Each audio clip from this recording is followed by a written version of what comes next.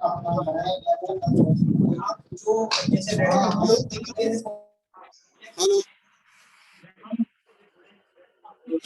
Hello, आप लोग मेरी आवाज सुन रहे हैं? सर क्लियर आवाज नहीं आ रही है आपकी। आ रही है आवाज थोड़ी। आ रही है सर। सर आपकी आवाज आ रही है। तो बात शुरू करते हैं।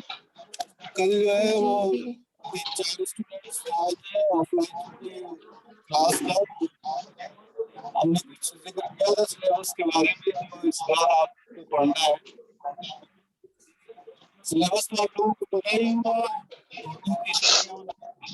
पेपर है वो मैं आपको पढ़ाऊंगा। सर आवाज बहुत और दूर से आ रही है, साफ नहीं आ रही। हाँ, वो असल में उन्होंने कनेक्ट किया है ब्लूटूथ के जरिए लैपटॉप पे, हमारी रिकॉर्डिंग है इसलिए आवाज थोड़ी सी नहीं आ रही है। अभी आपको क्लियर आवाज आ रही है? नहीं सर, क्लियर आवाज नहीं आ रही है सर आपकी। अच्छा अमित, ये स्टूडेंट्स कह रहे हैं आवाज क्लियर नहीं है। हाँ आवाज बता रहे हैं बहुत दूर से आ रही है।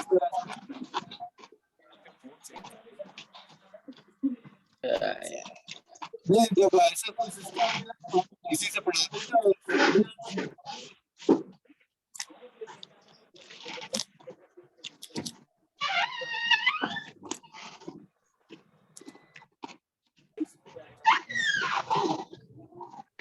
हेलो हेलो जी सर। आवाज आ रही है?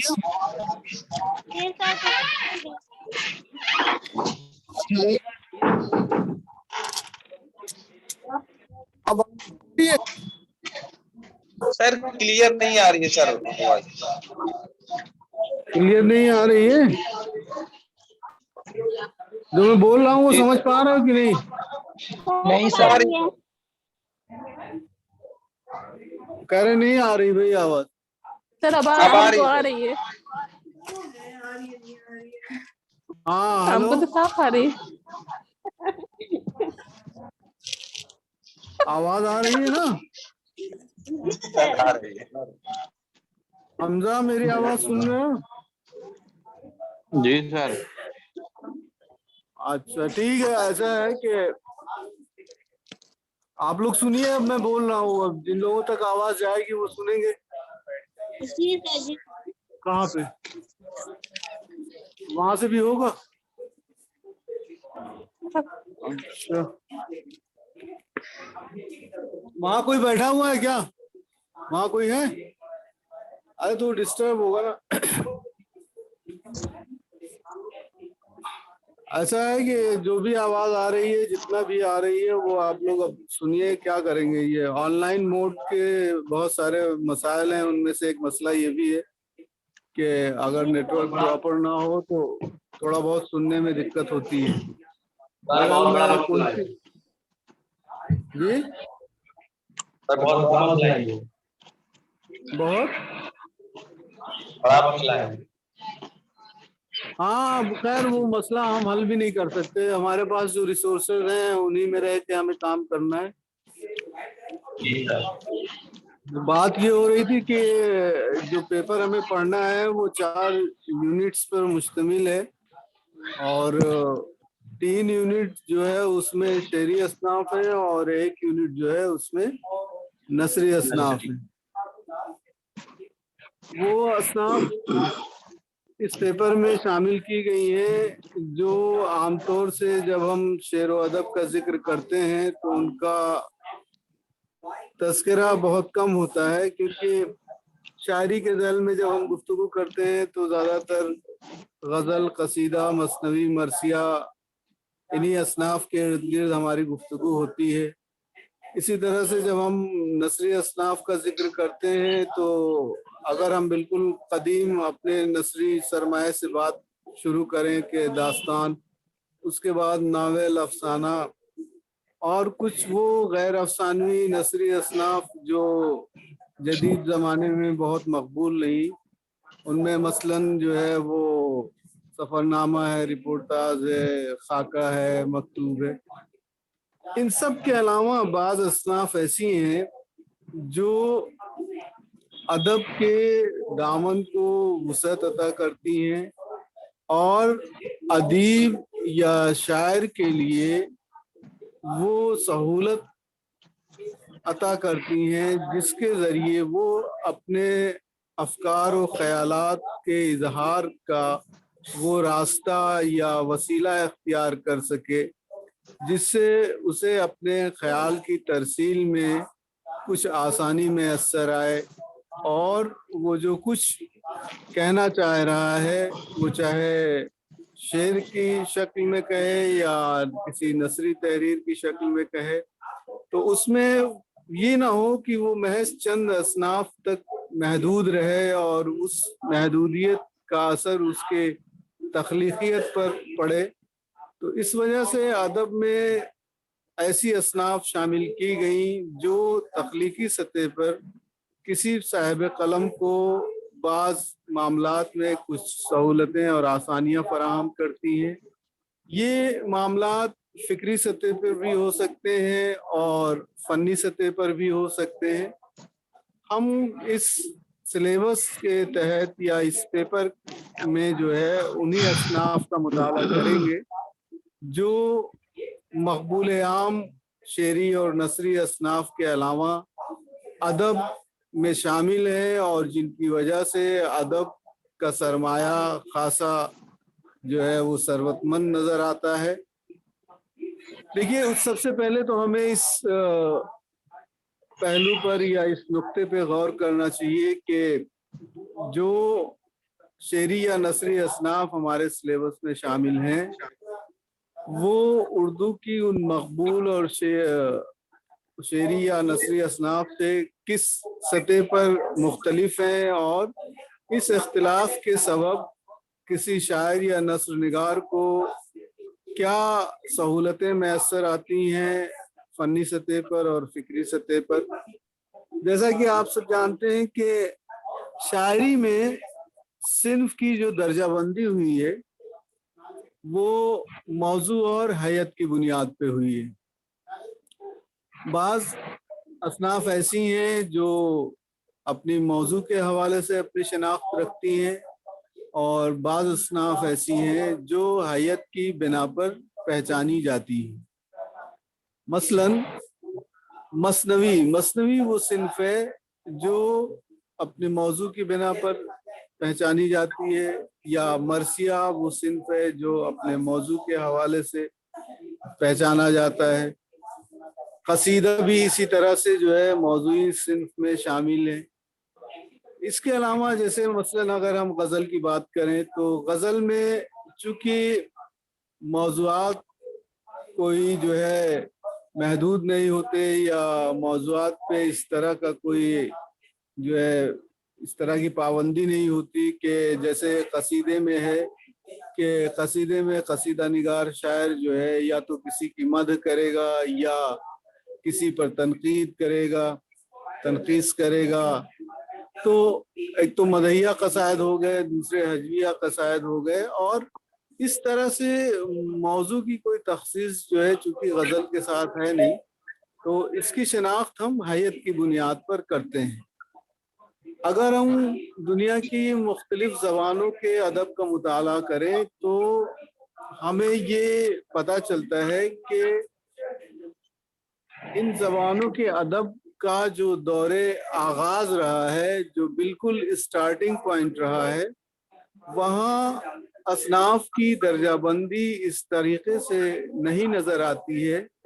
मसलन अगर हम अरबी शायरी की बात करें तो अरब में बिल्कुल इब्तदाई ज़माने में एक ही जो है वो शेरी इक़्तिबास होता था, उसी में जो है वो कुछ शेर जो है वो गज़ल की नवैयत या उसके मिजाज से हम आहंग होते थे। कुछ शेर जो है ऐसे होते थे जिसमें कसीदे का रंग मिलता था, कुछ शेर ऐसे होते थे जिनमें जो है वो हुस्न, यास और गम अंगेज जो है वो जज्बात होते थे, तो उसमें मरसिए का जो है रंग मिलता था।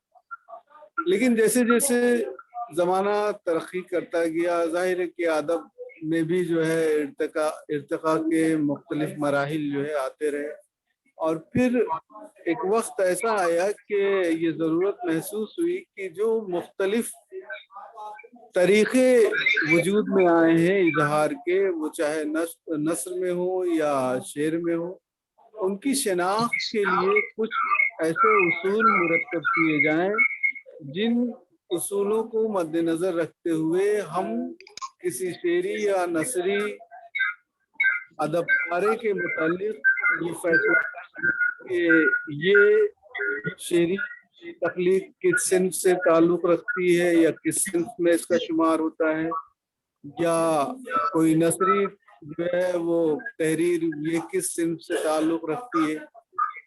یہ کلاسیفیکیشن یا درجہ بندی اس بات کی دلیل ہے کہ زمانے کی ترقی کے ساتھ ساتھ ادب میں بھی ارتقاء ہوتا رہا، فکر اور فن دونوں سطحوں پر، اور اس کی وجہ سے کئی ساری جو ہے وہ تخلیق کے طریقے وجود میں آئے، اور ان طریقوں کی شناخت قائم کرنے کے لیے ہم نے جو ہے کچھ اصول وضع کیے، اور ان اصولوں کی بنیاد پر ان شعری یا نثری اصناف کی شناخت کا تعین کیا، اور اسی تعین کی بنا پر ہم کوئی فیصلہ کرتے ہیں کہ فلاں شعری اقتباس قصیدے کا ہے یا مرثیے کا ہے یا مثنوی کا ہے، یا کوئی نثری اقتباس جو ہے وہ افسانوی نثر سے تعلق رکھتا ہے، افسانوی نثر سے مراد ہے افسانہ ناول، یا غیر افسانوی نثر سے تعلق رکھتا ہے۔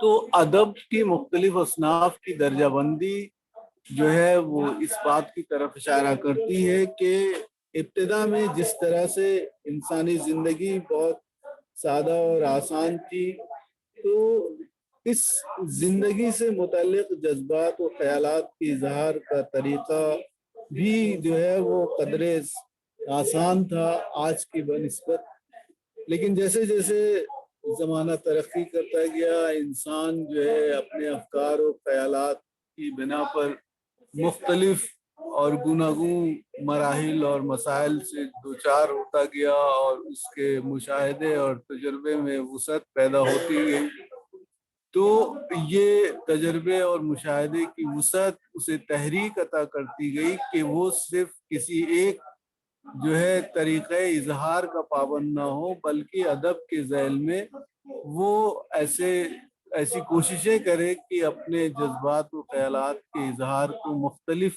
پیرایا عطا کر سکے جو ایک دوسرے سے علیحدہ اپنی شناخت رکھتے ہوں۔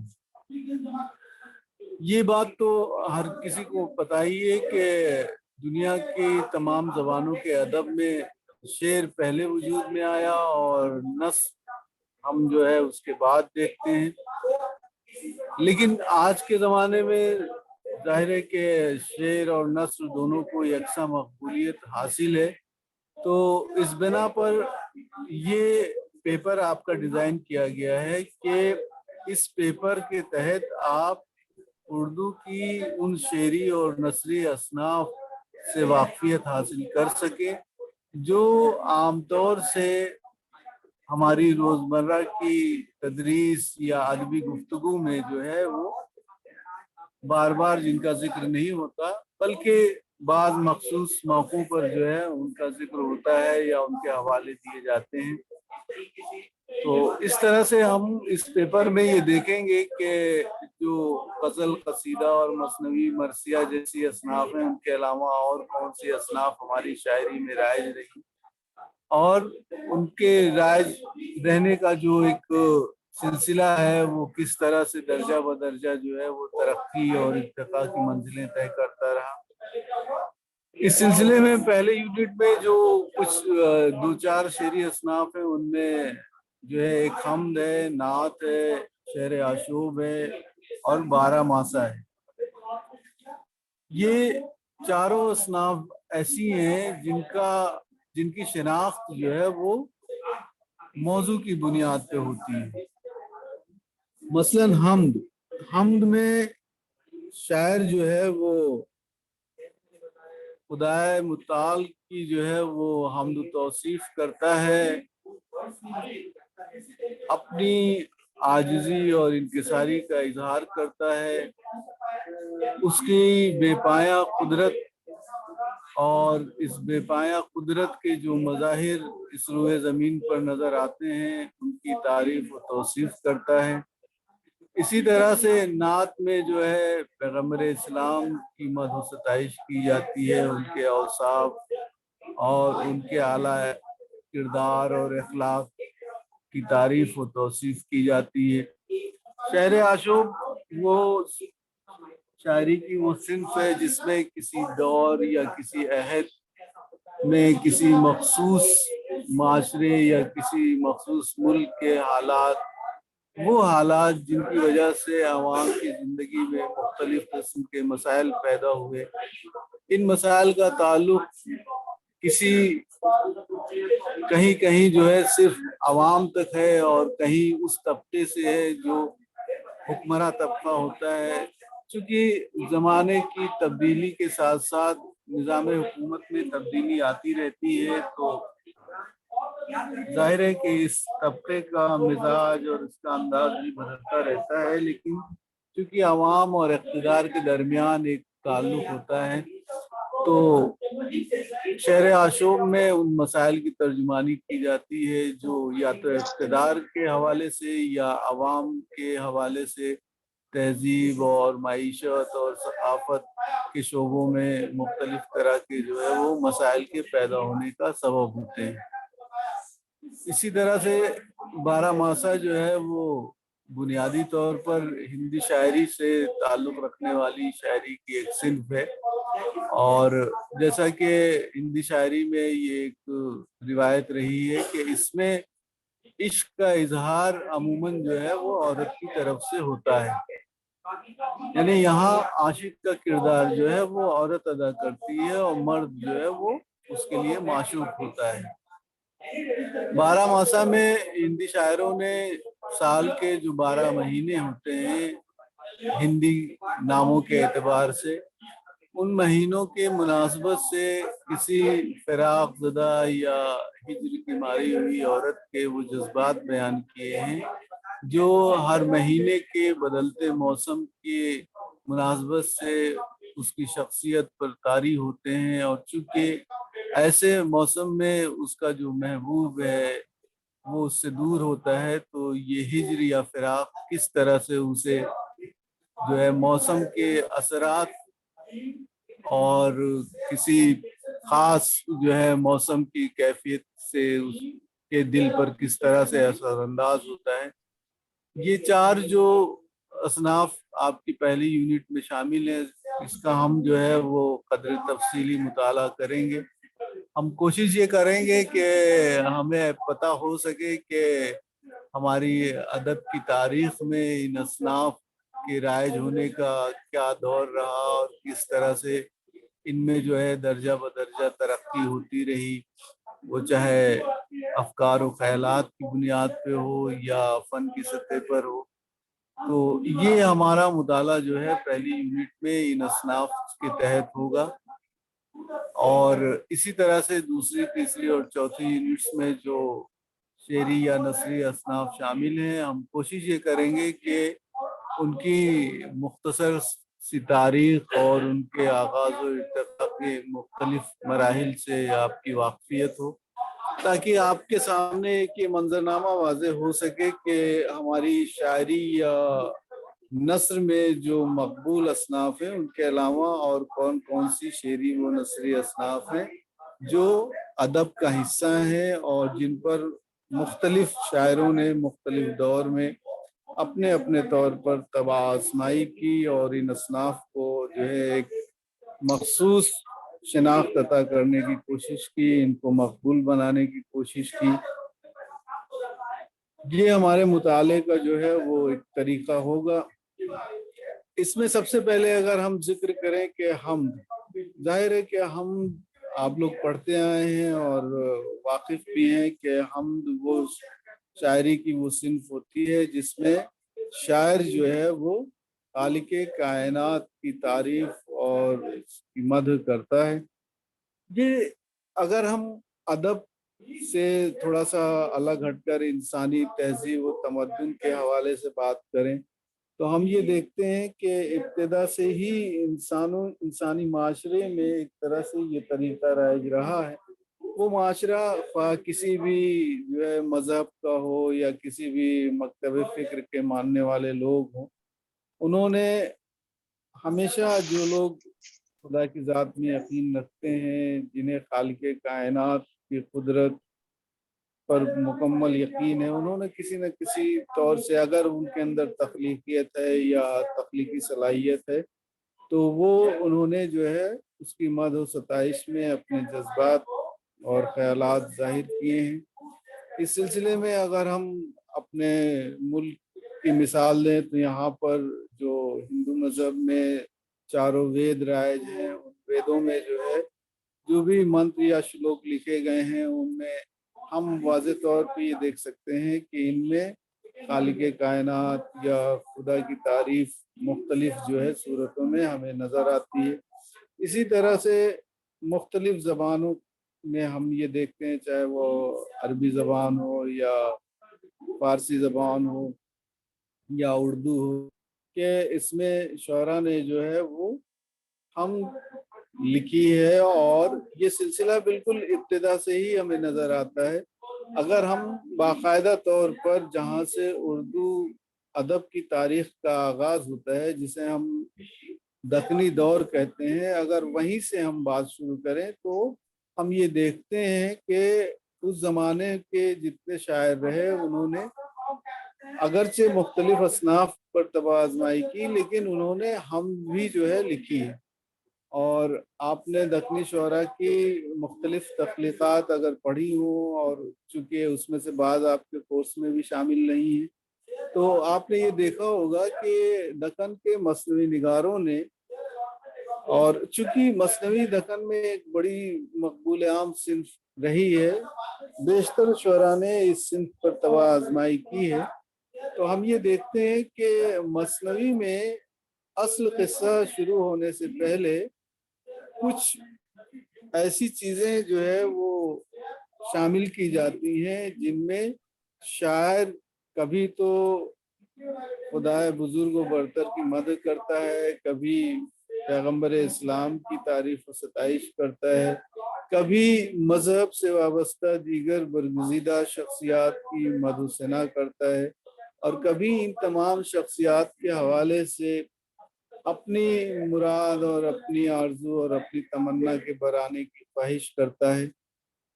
ہوا یہ کہ یہ تمام چیزیں پھر رفتہ رفتہ اس طرح سے مشہور اور مقبول ہوئی کہ یہ مثنوی کے عناصر میں شامل ہو گئیں. اور جب شاعر جو ہے کوئی مثنوی لکھنے کا قصد کرتا ہے یا ارادہ کرتا ہے تو سب سے پہلے وہ خدا کی حمد لکھتا ہے.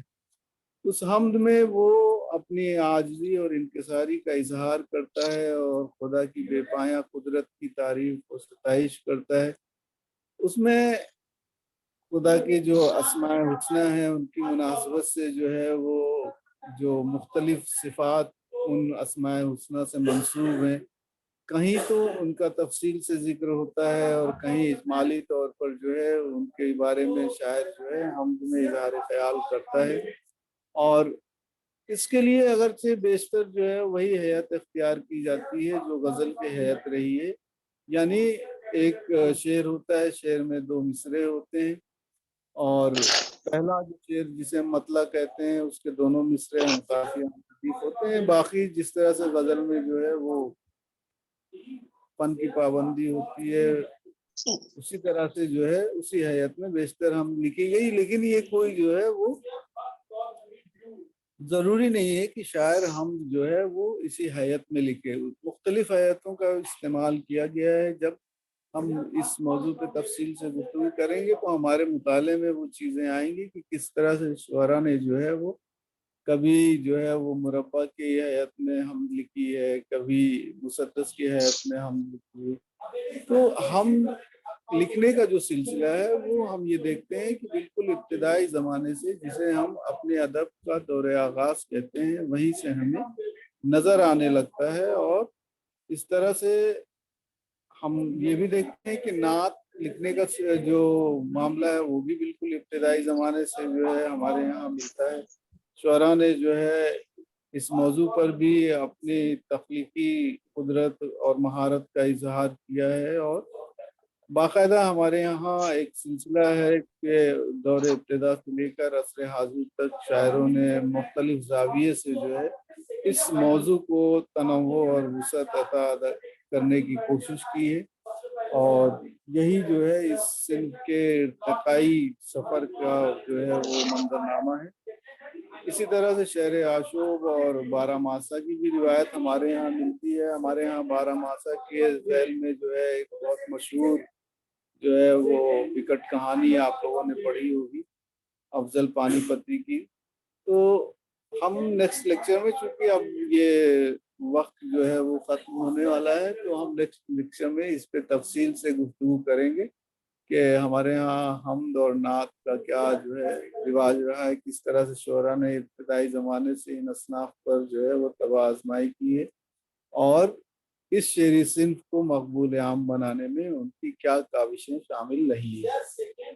तो कल फिर हम जो मुलाकात करेंगे तो इसी मौजू को मज़ीद जो है हम तफसील के साथ डिस्कस करेंगे, और उम्मीद है कि आप लोग जो है इसी तरह से कल भी जो है ऑनलाइन हमारे साथ रहेंगे। हमजा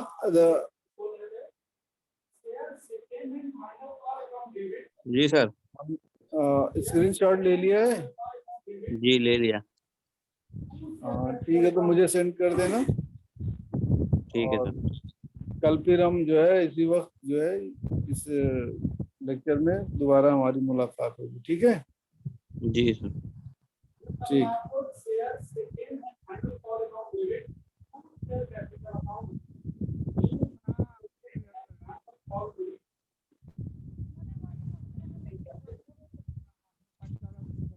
हो गया।